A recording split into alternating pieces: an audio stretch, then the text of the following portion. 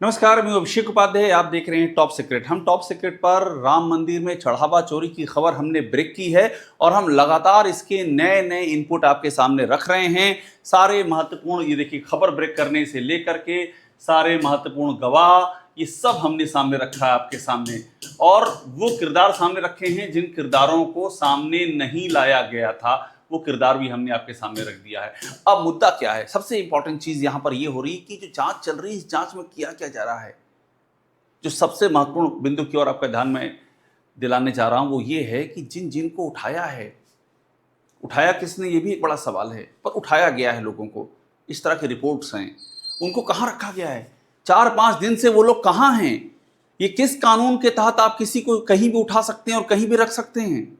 ये किसी कानून में नहीं आता है।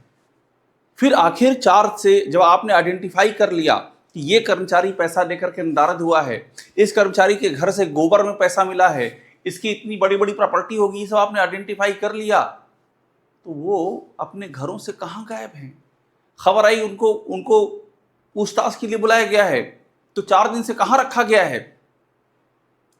ये आखिरकार एक कानून, लोकतांत्रिक देश में जहां पर कानून और संविधान की बातें होती हैं, ये क्या कोई व्यक्तिगत राम मंदिर ट्रस्ट वालों का अपना कानून चल रहा है कि अपने कानून से हम जांच भी कर लेंगे?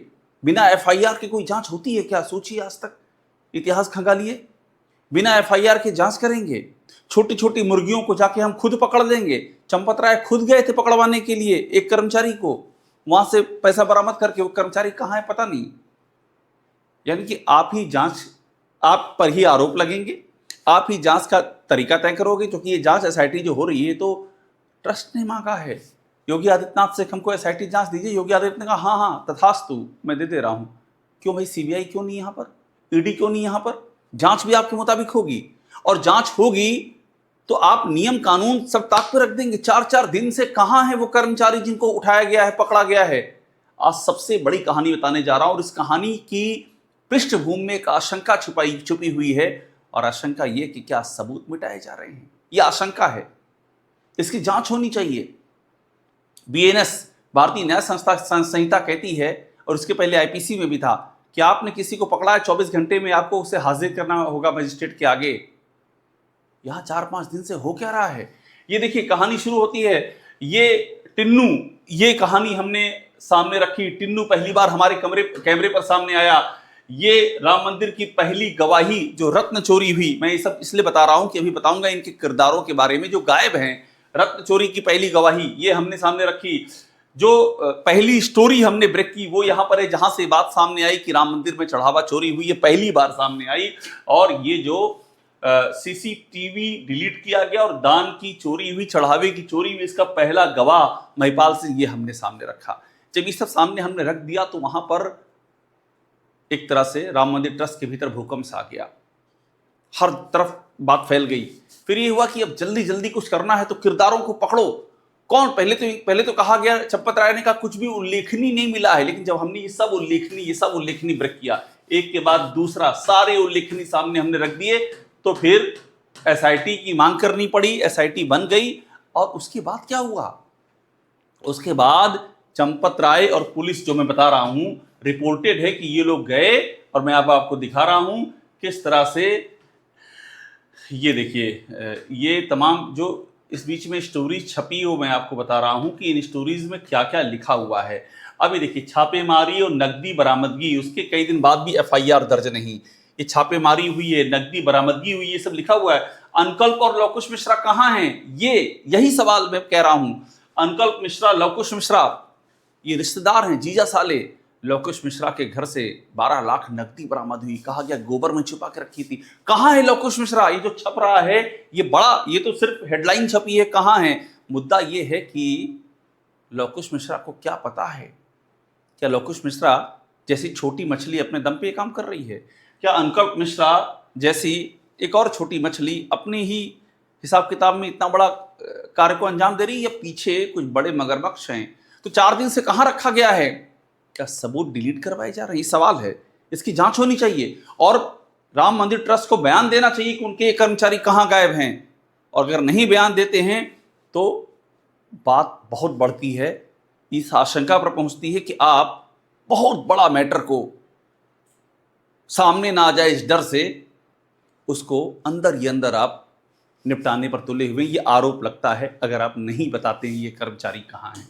अब इसके बाद देखिए 5 कर्मचारी गिनने वाले सबके नाम छपे हुए हैं और कहा जा रहा है चोरी कबूल की है। कौन कौन है इसमें लवकुश मिश्रा मैंने नाम बताया, अवनीश, अनुकल्प मिश्रा ये भी बताया आपको, करुणे और रमाशंकर, ये सारे नाम है। ये टिन्नू यादव का रिश्तेदार, और इन्होंने चोरी कबूल की है। देखिए कबूल की लिखा हुआ है। इनकी निशानदेही पर करोड़ों की रिकवरी की जा चुकी है। लवकुश के घर से 10-12 लाख रुपए मिले हैं, अवनीश के बैंक खाते से 5 लाख रुपए मिले हैं। ये सब तो छपा हुआ है। टिन्नू और उसकी तिकड़ी, टिन्नू बेटे भतीजे, इन सबका नाम है। अब मुद्दा ये है कि आखिरकार ये सब गए कहां चले गए हैं, ये सब कहां रखा गया है। अब ये देखिए सोमेश आनंद और केडी तिवारी कहां हैं, इनका भी तो नाम आ गया सामने कि सुरक्षा एजेंसियों के रडार पर सोमेश आनंद यानी कि गोपाल राव का रिश्तेदार या कथित भतीजा बताया जा रहा है कि वो विभिन्न राज्यों में 50 से अधिक यात्राएं की हैं, बोरों में भर के सामान ले जाते, सब छपा हुआ है। केडी तिवारी आभूषणों की जिम्मेदारी संभालता था, उसका ही पूरा जरिया यहाँ छपा हुआ है।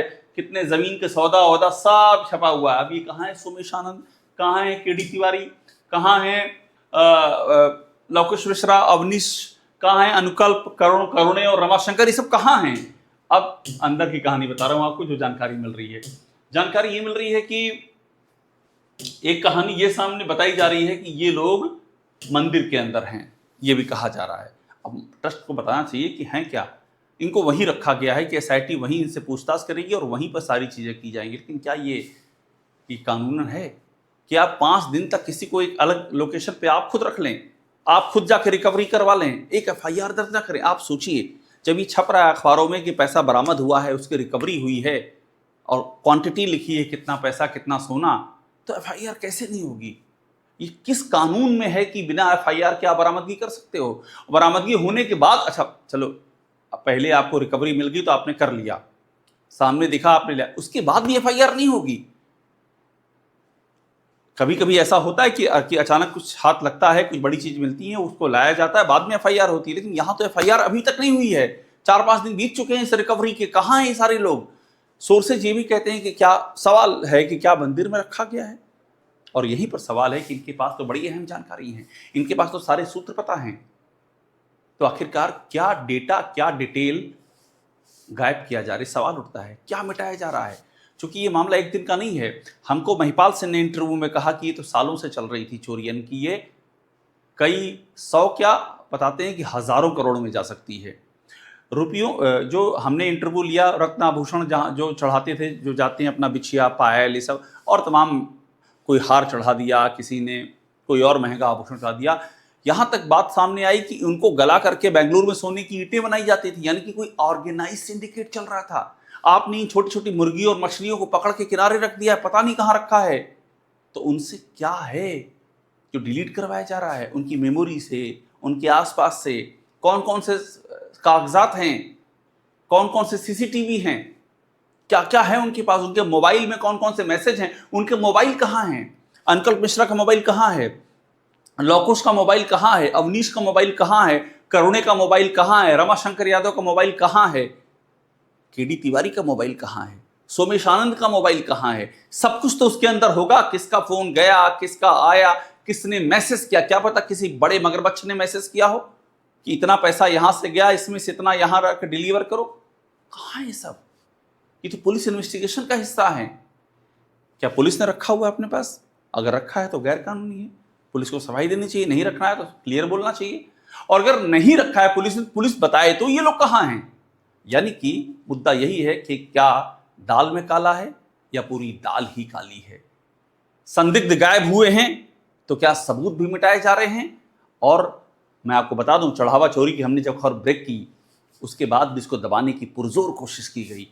चंपत राय ने उसके बाद कहा कि कुछ उल्लेखनीय नहीं मिला है। फिर जब हमने महिपाल सिंह का इंटरव्यू कर दिया, इसी राम मंदिर के लेखा प्रभारी, जिसने सब खुल करके बोल दिया, तो बोलती बंद हो गई। और उसके बाद भेजना पड़ा रिक्वेस्ट राज्य सरकार से कि एसआईटी बना दीजिए। वो भी ट्रस्ट ने तय किया कि एसआईटी बनवाएंगे, उनको ईडी सीबीआई नहीं चाहिए, उससे डर लगता है उनको। और उसके बाद हमने टिन्नू को पकड़ लिया। हमने रत्न की चोरी की जो बात आई है, गला करके सोने की ईंट, उसके किरदारों को हमने कैमरे पर ला दिया। हमने Indian Boolean and jeweller association जिन्हें चांदी की सिलाएं दी थी नींव में डालने के लिए, उनको सामने ला दिया। किसी का कुछ पता नहीं रहा, सारे किरदार सामने आके बता रहे हैं कि हमने जो दिया वो गायब हुआ। और इस सब के बाद आप इस तरह से जांच कर रहे हैं कि संदिग्ध गायब हैं, क्या सबूत साफ हो रहे हैं? राम मंदिर में जो हुआ है वो महापाप है, और अगर इस तरह से पर्दा डाला जाएगा तो आप जान लीजिए कि महापाप शब्द छोटा पड़ जाएगा। टॉप सीक्रेट देखते रहिए, लाइक कीजिए, इसे आप सब्सक्राइब जरूर कर लीजिए। टॉप सीक्रेट को देखते रहिए, बने रहिए। सारी महत्वपूर्ण खबरें, ये खबर हमने ब्रेक की है, इसके सारे गवाह हमने सामने रखे हैं, इससे जुड़ी सारे अहम डेवलपमेंट हम सामने रखेंगे। मकसद सिर्फ एक है, प्रभु श्री राम की मर्यादा, उसके अनुरूप जो सत्य है उसको सामने लाया जाए।